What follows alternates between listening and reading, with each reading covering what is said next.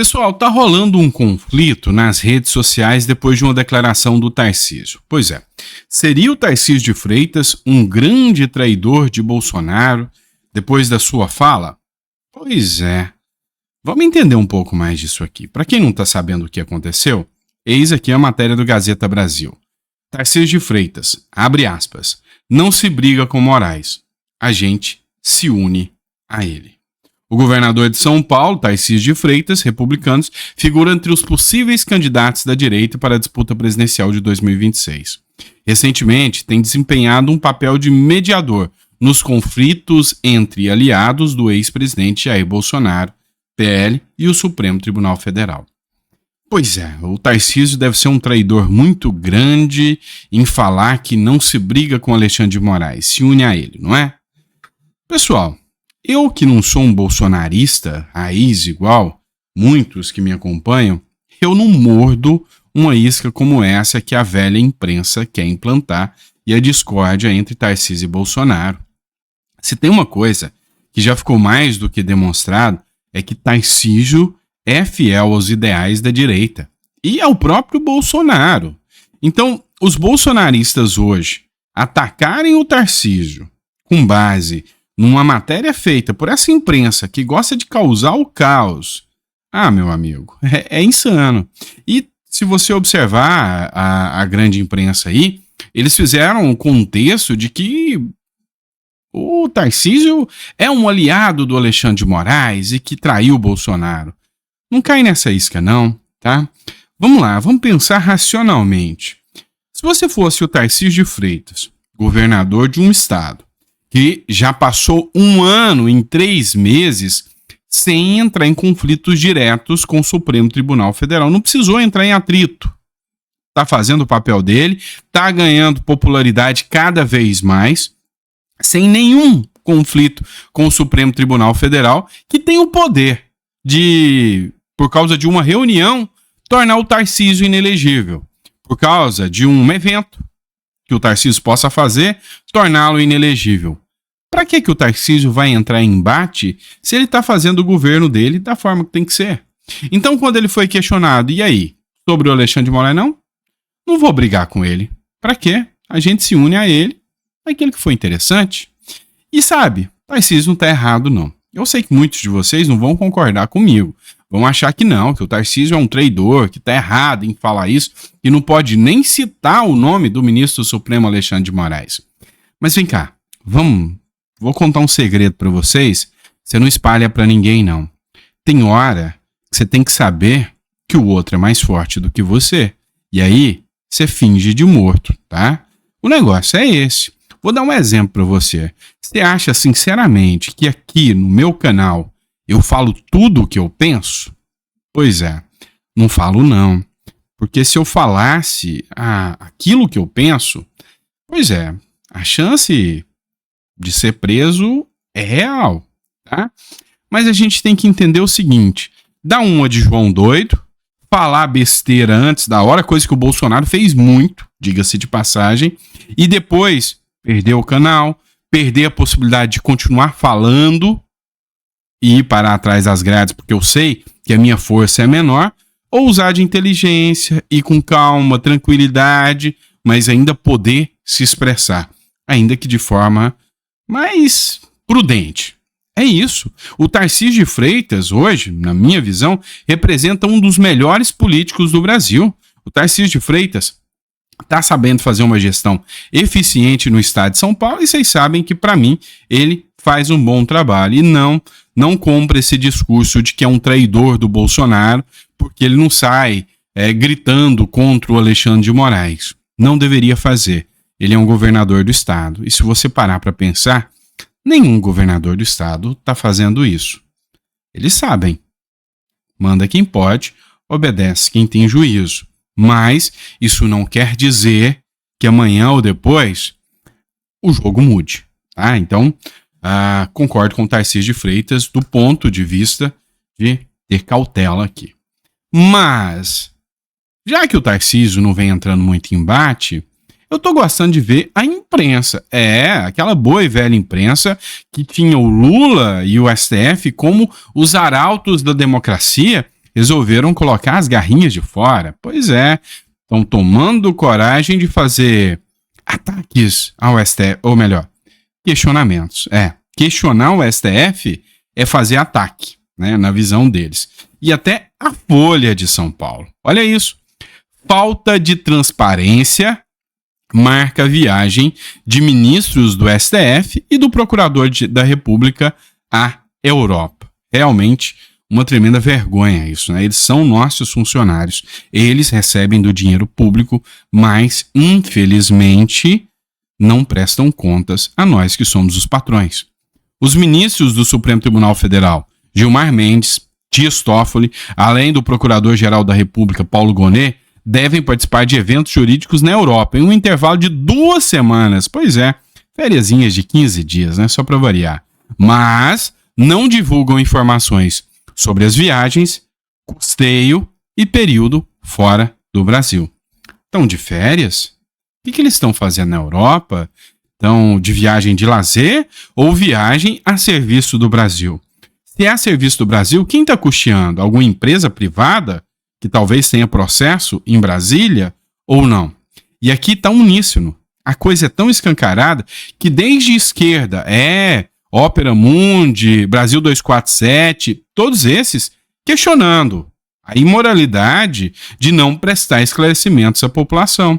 Assim como também em jornais tradicionais, como a Folha de São Paulo, Poder 360, o Estado de São Paulo, todos esses, o Estadão, todos esses questionando a situação, assim, um tanto quanto esdrúxula, de juízes não demonstrarem de onde vem o custeio.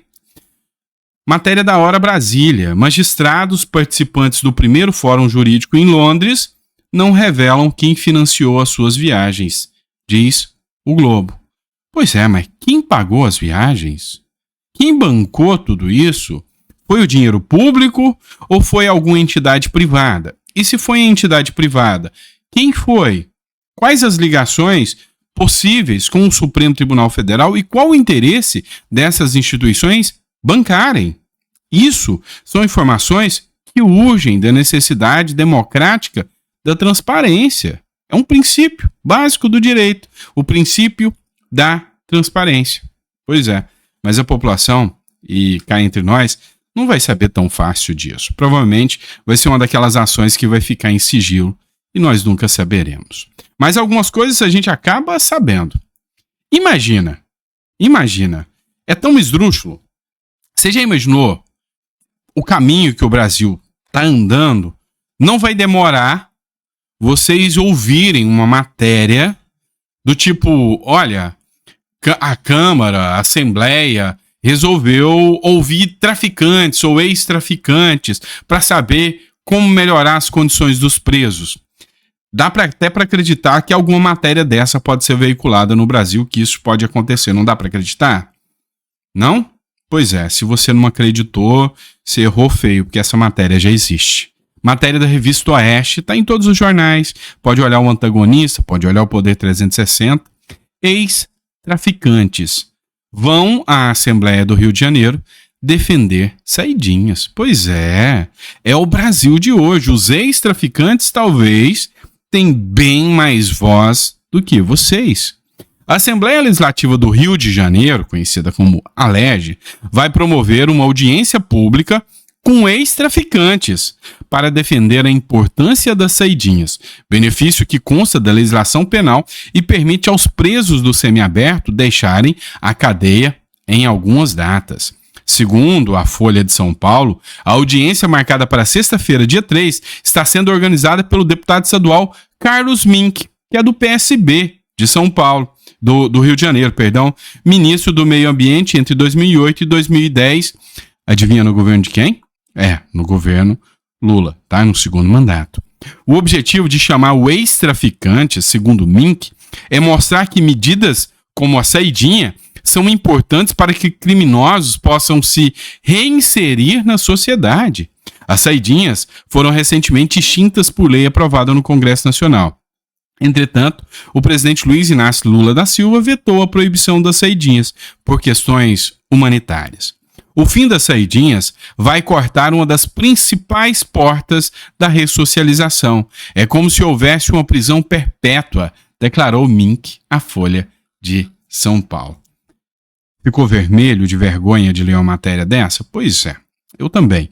Mas vamos entender uma coisa. Essa discussão toda de saidinha, de liberar preso, não liberar preso, a gente tem que entender que vai dar em nada. Não adianta a sociedade discutir, não adianta deputados defenderem, senadores defenderem, não adianta a sociedade pressionar o Congresso, porque uma coisa já ficou provada. Lula e o governo que aí se instaurou, e eu estou falando do sistema inteiro, não quer tirar direito de bandido e de preso. Não quer. Essa audiência pública com ex-traficantes é claro que é para manter direitos a presos. E por que eu te falo que não vai resolver? O Congresso aprovou por causa da pressão popular. Ok, tudo bem. O Lula vetou. Tudo bem. Vai voltar para o Congresso, que vai derrubar o veto. E aí vai para o STF, que vai falar que a lei é inconstitucional. A gente já viu esse filme. E geralmente é algum dos advogados ou amigos do Lula que estão dentro do STF que derrubam isso mediante liminar e fica ali por muito tempo a liminar valendo. A gente já viu esse filme também.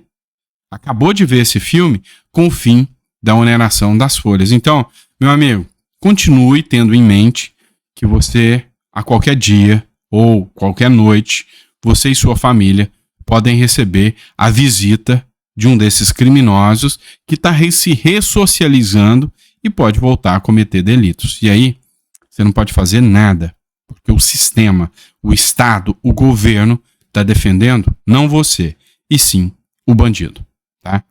Afinal, eu duvido que você foi ouvido para que você possa expor o medo que você tem dos bandidos invadirem a sua casa e fazerem alguma coisa com você ou com a sua família. Você não vai ser ouvido. Mas os ex-traficantes, esses vão, tá?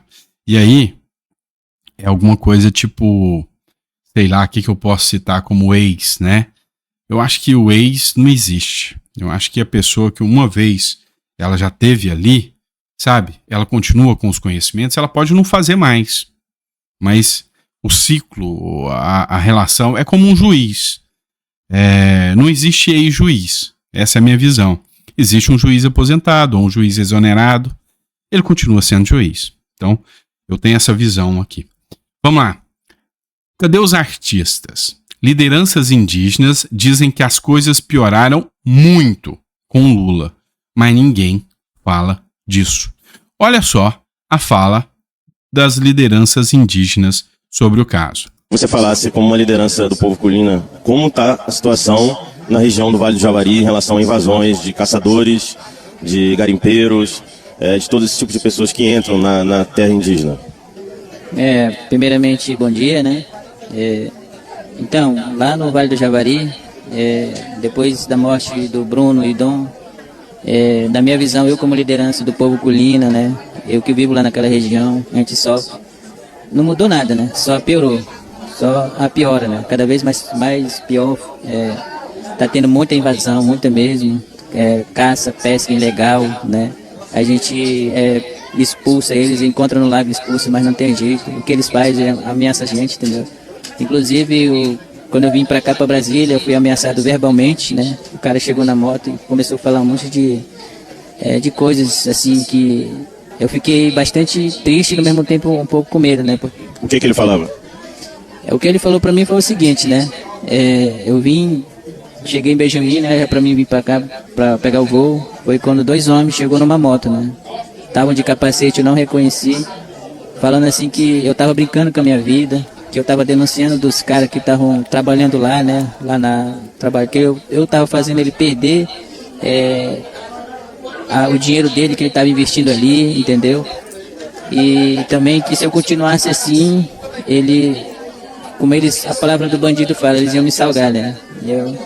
Falaram também que eu tinha 3 filhos, né? Eu tinha uma esposa, realmente, eu tenho isso, entendeu? Então isso, eu estou muito preocupado nessa situação, muito preocupado mesmo, deixei minha família lá, vim pra cá. Então lá a coisa cada vez piora, não muda nada. Pois é, pessoal. E o pessoal tá citando aqui o Leonardo DiCaprio, a Gisele Bündchen, os artistas aqui, a Anitta, para se manifestar, mas nenhum se manifestou. Estranho isso, né? Que coisa estranha. Depois que tiraram o Bozo, pois é, eles tiveram uma amnésia política sem precedentes. Ninguém mais se importa com a política no Brasil. E eis aqui uma autoridade indígena, né, uma liderança indígena, dizendo que está sendo ameaçado. E você não vê o Lula preocupado em tentar sanar o problema e resolver o problema. Afinal, quem atacava os Yanomamis era, sem sombra de dúvidas, o Bolsonaro, né? Mas vamos lá. Tem um vídeo que está circulando que é referente ao aniversário de 74 anos do Sarney. Não sei porquê, imagens da festa do Sarney circularam. E alguém fez um vídeo aqui excepcional. Eu queria que você assistisse esse trecho aqui da matéria aqui. Olha só. Ternos de primeira. À mesa, o que há de melhor? Lagosta, carpaccio e bebidas premiadas. A festa da democracia. Uma cerimônia paga com seu dinheiro para que eles aproveitem ao máximo. Entre os presentes, somente cidadãos de primeira classe. Porque a festa da democracia é você quem paga. Auxílio moradia, verba para o paletó, aposentadorias generosas, motoristas particulares e até vale gasolina. No Brasil, temos o segundo Congresso Nacional mais caro do mundo. Um custo de mais de 14 bilhões por ano no bolso do brasileiro. Isto porque a festa da democracia é você quem paga. Lagosta para eles, cesta básica para você. Hospital de luxo para eles, SUS para você. Segurança armada para eles, insegurança para você. Isto porque a festa da democracia é você quem paga. São burocratas e políticos que usam a máquina pública para interesses próprios. No fim, o preço disso tudo é um só. Uma nação sufocada pelos tentáculos daqueles que sugam até o último centavo do povo sob pretexto do bem comum. Mas se todo o poder emana do povo, como chegamos até aqui? Ótima pergunta. Se todo o poder emana do povo, como chegamos até aqui? Essa é a democracia que eles tendem a defender. Quando você critica alguém do alto, é essa democracia que você está criticando. Não é a democracia cujo artigo 1º da Constituição diz que todo poder emana do povo. Isso é mentira. É uma tremenda de uma mentira. Tá bom? Abraço, fiquem com Deus. Vejo vocês no próximo editorial.